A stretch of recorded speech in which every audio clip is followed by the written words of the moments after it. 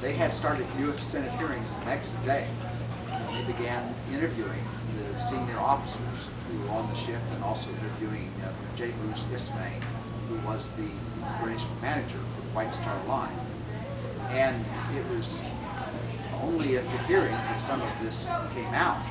Hightower did not know, the senior surviving officer did not know that the boats would hold that many capacity. people Some up. of the boats were designed to hold 60 to 70 people. There were enough boats for about 1,178 people, and the real plan was to lower those boats, throw around to a gangway, and then load them to capacity. Now what happened was the captain ordered a crew of men to go down to the gangway as they never made it.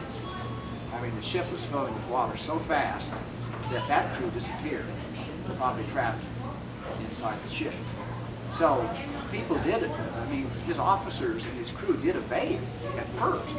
They went around to the other side of the ship, and then when they saw that there was no one there, they pulled away from the ship because they were afraid the suction would pull them down when the ship finally went down.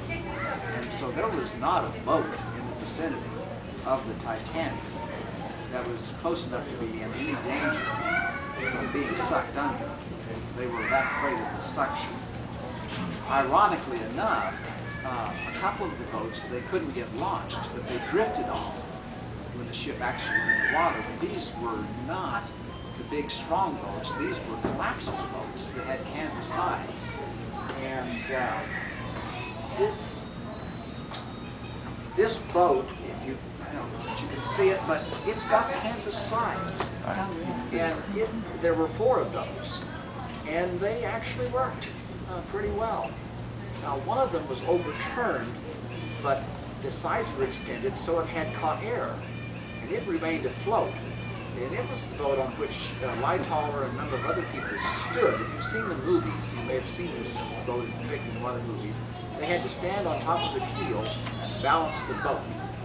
And on that, Lightoller, Colonel Gracie, some others, the surviving Titanic telegrapher, and then the other telegrapher was on the boat, but he died of exposure and fell into the water. So one of the telegraphers didn't make it, he just died of exposure. They were standing in water at one point up to their knees because it kept sinking, it kept losing air. And finally, another lifeboat came along that was partly empty and took them off this boat, and this boat was discarded.